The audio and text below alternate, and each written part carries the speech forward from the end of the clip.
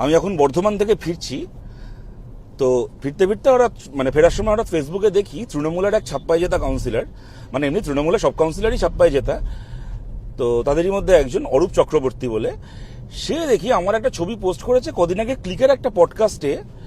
গেছিলাম, তো তার যে লঞ্চ ইভেন্টটা,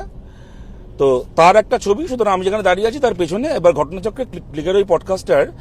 অন্যতম স্পন্সর ছিল ওয়াও মোমো। তো সেই পডকাস্টে গেছি, তো এবার তার একটা ছবি দিয়ে পেছনে ওয়াও মোমোর লোগোটা রয়েছে, ওই যে পেছনের যে ব্যানারটা, যে স্ট্যান্ডিটা আছে, তো সেইটাকে পোস্ট করে লিখেছে ও ওয়াও মোমো খারাপ, তাহলে ওয়াও মোমোর পডকাস্টে যাওয়া ভালো নাকি, কি একটা সব আটভাট লিখেছে। মানে আমি এগুলোকে ভাবি, তৃণমূলের এই ছিঁচকেগুলো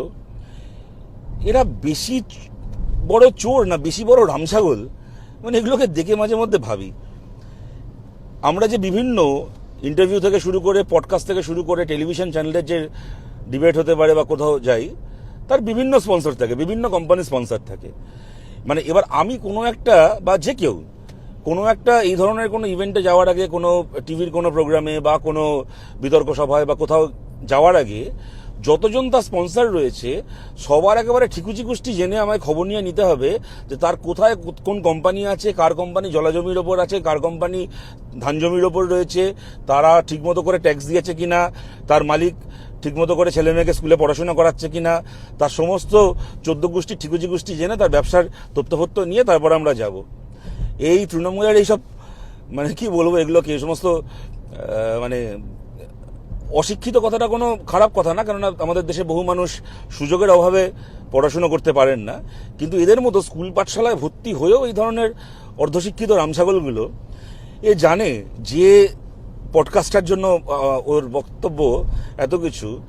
সেই পডকাস্টের একটা এপিসোডে যেরকম আমি ইনভাইটেড ছিলাম ইন্টারভিউয়ার হিসেবে, এবং একটা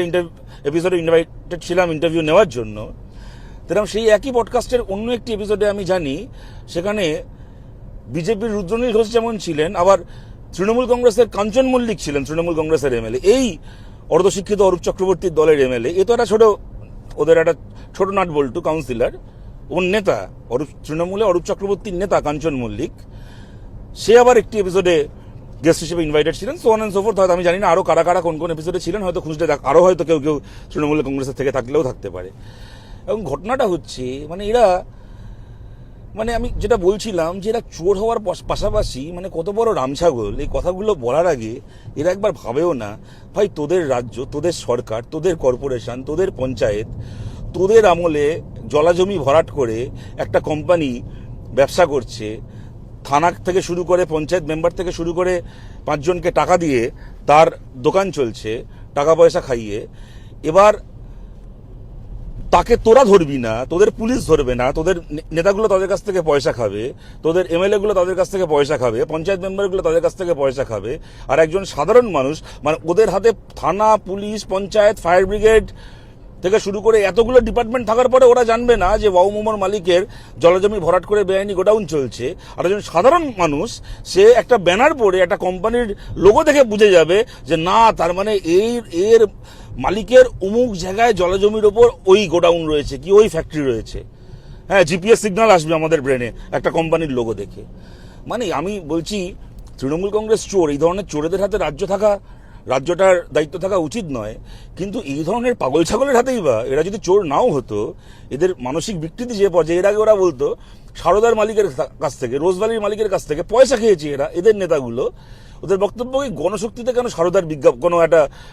কোনো একটা সংস্থার বিজ্ঞাপন বেরিয়েছে, মানে গণশক্তি কারো বিজ্ঞাপন ছাপার আগে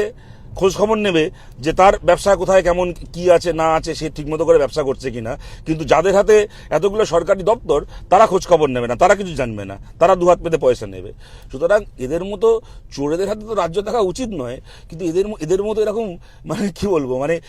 মানে এদেরকে পাগল ছাগল বললে পাগল ছাগলের অপমান করা হয়। এই ধরনের পাগল ছাগলের হাতেই আমাদের রাজ্য কতদিন নিরাপদ আপনারা বিচার করুন।